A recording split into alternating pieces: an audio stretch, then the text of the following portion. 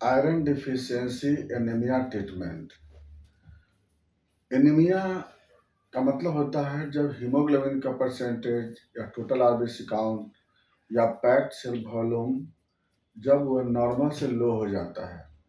जैसे इसमें जो वैल्यू होता है, जैसे हीमोग्लोबिन परसेंटेज मेल में 13 से लेकर 16 ग्राम पर डीएल, फीमेल में 12.5 से लेकर 15.5 ग्राम पर dL, total RBC count male में 4.5 से 5.5 मिलियन पर क्यूबिक एमएम, फीमेल में 4 से लेकर 5 मिलियन पर क्यूबिक एमएम। पीसीबी जो होते हैं 40 से लेकर 45% मेल में, फीमेल में 38 से लेकर 42%। अगर यह जो रेंज बताया है तो इसमें तो टोटल बता दिया आपको हम। तो अगर ये हीमोग्लोबिन का लेवल अगर नॉर्मल से घट जाता है तो उस कंडीशन को एनीमिया बोलते हैं। एनीमिया एक कॉमन डिजॉर्डर्स है जिसमें लगभग बहुत सारे लोग सफ़र होते हैं। एनीमिया के कारण बॉडी के बहुत सारे सिम्टम मिलते हैं, चाहे वो जनरल सिम्टम से लेकर के और बोन तक, जैसे वीकनेस फीलिंग होना, ज़्यादा देर तक बैठने से क्यूटेनियस ओडिमा होते रहना, हेयर फॉल होना, स्किन में कई तरह का डिजॉर्डर डेवलप होते रहना, नर्व का फंक्शन लो हो जाना, नर्व का फंक्शन डिजॉर्डर हो जाना उसमें। इसके बाद जीआईटी में आपको गैस का फॉर्मेशन होना, कॉन्स्टिपेशन या डायरिया होते रहना उसमें। इसके बाद रिप्रोडक्टिव ऑर्गन में कई तरह के जो फंक्शन होते हैं वह डिस्टर्ब हो जाते हैं, और इस तरह से कई तरह के और भी बॉडी में बहुत सारे सिम्टम और कॉम्प्लिकेशन होते रहते हैं। इस एनीमिया में कई तरह के एनीमिया होते हैं, जैसे haemolytic anaemia, haemorrhagic anaemia, iron deficiency anaemia, aplastic anaemia, pernicious anaemia. तो अलग अलग तरह का एनीमिया होते हैं, अलग अलग तरह के एनीमिया को जानना हमको जरूरत होता है, क्योंकि जब तक हम उसको अलग अलग नहीं जानेंगे तब तक हम उसका प्रॉपर ट्रीटमेंट नहीं कर पाते हैं। उसमें सबसे मोस्ट कॉमन एनीमिया जो होता है वो होता है आयरन डिफिशियंसी एनीमिया। आयरन जो होता है आपको मालूम होगा कि हीमोग्लोबिन के लिए मेन व सबसे वाइटल और सेंट्रल एलिमेंट होता है, उसी की वजह से हीमोग्लोबिन बनता है। तो आयरन अगर बाय द वे नहीं रहेगा, बाय द वे या कमी हो जाएगी, तो उसमें हीमोग्लोबिन कम बनते हैं। अब इसकी वजह से डेवलप होगा एनीमिया। ये मोस्ट कॉमन एनीमिया। अभी क्यों होता है, आयरन की कमी क्यों होता है? आयरन तो समझ में आ गया होगा कि आयरन का जो मेन काम होता है वो हीमोग्लोबिन बनाना होता है, क्योंकि उसी की वजह से हीम बनता है और हीम के बाद उस फिर ग्लोबिन बनते हैं।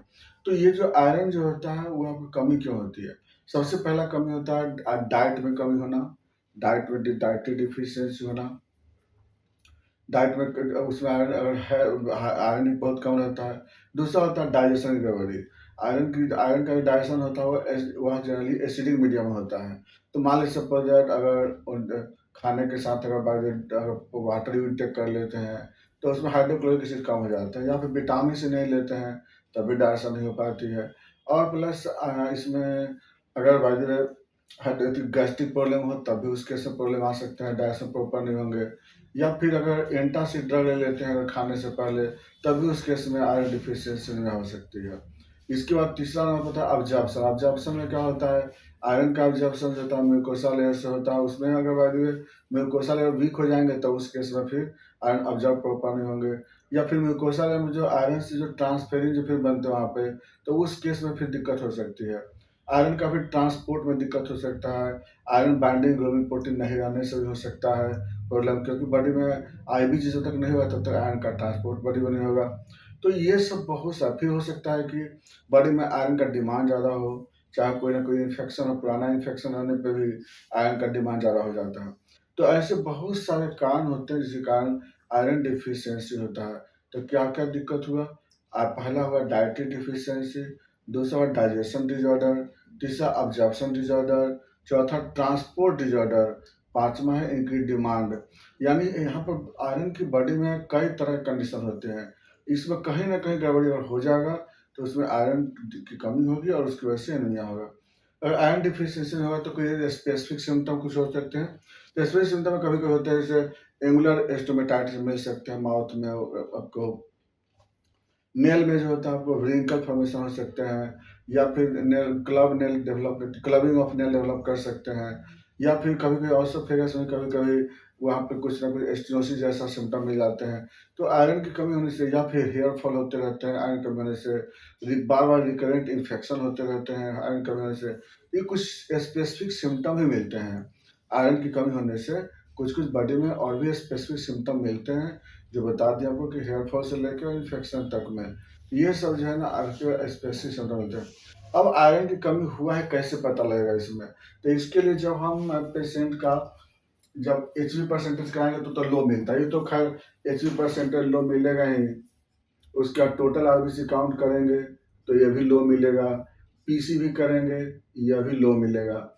लेकिन इसके साथ-साथ जो आप उसका रेस इंडेक्स कराते हैं एमसीवी कराते हैं, ये डिक्रीज़ मिलता है। एमसीवी यानी कि माइक्रोसाइटिक एनीमिया होता है इसमें। और दूसरा एमसीएच कराएँगे यह भी लो मिलता है। एमसीएचसी यह भी लो मिलता है। तो यह आपको सारे के सारे आपको रेस इंडेक्स कम हो जाते हैं।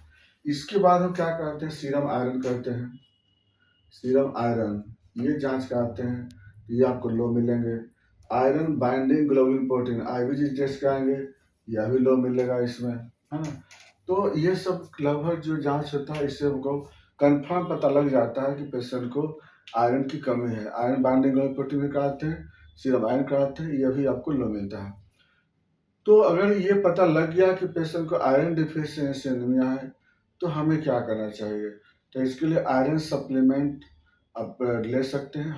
बहुत सारे आयरन सप्लीमेंट मिलते हैं आपको, वो ले सकते हैं। आयरन रिच डाइट दे सकते हैं। आयरन डाइट कभी देना ज़रूरी होगा। फिर उसके बाद खाने के बाद जो है ना, खाने के 10 मिनट के बाद विटामिन सी या लेमन जो होता है पानी में मिला कर के उसको देना चाहिए। इससे क्या होगा, आयरन प्रॉपर बॉडी में डाइजेस्ट हो जाते हैं और ऑब्जर्व भी हो जाते हैं। ये करना चाहिए। साथ में विटामिन ए जो है ना साथ में देना चाहिए, क्योंकि आयरन का जो ऑब्जॉर्प्शन होता है उसमें म्यूकोसा लेयर का स्ट्रॉन्ग रहना बहुत ज़रूरत होता है और विटामिन ए जो है हेल्प करता है उसमें। इसके बाद हम लोग बात करते हैं, अगर हम इसमें होम्योपैथिक ड्रग्स पे। होम्योपैथिक ड्रग क्या देते हैं इसमें? तो होम्योपैथिक ड्रग में हम लोग फेरमेट जो डाइल्यूशन में उसको चलाते हैं। उसके बाद दूसरे में फेरम फॉस आते हैं, जो इसको हम लोग बायोकेमिक में यूज़ करते हैं। 3x या 6x यूज़ करते हैं। इसके बाद फिर यहाँ पर आयरन का ज़्यादा से ज़्यादा अति हो सके उसके लिए हम लोग यहाँ पर फिर चाइना भी यूज़ करते हैं। चाइना से क्या होता है, आपको डाइजेशन और अब्जॉर्प्शन दोनों अच्छे होते हैं यहाँ पे। इसके बाद फिर ज़रूरत पड़ने पे इसमें हम लोग अलग तरह के कुछ पेटेंट दवा भी यूज़ कर सकते हैं। लेकिन डिपेंड करता है यहाँ पे और भी कंडीशन पे कि पेशेंट को प्रॉब्लम कहाँ से है। मान लीजिए रिकरेंट बार-बार इन्फेक्शन हो रहा है, तो बार-बार इन्फेक्शन होंगे तो इन्फेक्शन को कंट्रोल करने के लिए हम लोग फिर वहाँ पे हम लोग अलग तरह के मेडिसिन सेलेक्ट करते हैं। या फिर पेशेंट को अगर सपोज़ डिमांड ज़्यादा किसी और कारण से हो, तो उसके लिए फिर अलग ट्रीटमेंट करते हैं हम लोग। तो इस तरह से क्या होता है ना कि कंडीशन के अनुसार से फिर हम लोग मेडिसिन को सेलेक्ट करते हैं। तो आयरन डिफिशियंसी एनीमिया बहुत कॉमन डिसऑर्डर है और इसमें अच्छे ढंग से पेशेंट ठीक हो जाते हैं। इसमें ज़्यादा पैनिक होने की ज़रूरत नहीं पड़ती है। पेशेंट बिल्कुल ठीक होते हैं और इसमें घबराने की ज़रूरत नहीं पड़ती है और कंडीशन के अनुसार फिर उसमें हम लोग दवा को फिर सेलेक्ट करते हैं। इसमें अगर किसी तरह का आपको क्वेरी करना हो, अगर आपको इलाज करना हो आपको, तो आप डायरेक्ट क्लिनिक पे आ सकते हैं, नहीं तो फिर आप ऑनलाइन भी संपर्क कर सकते हैं 9431439696 पे। बाकी बात जो है नेक्स्ट वीडियो में। थैंक्स।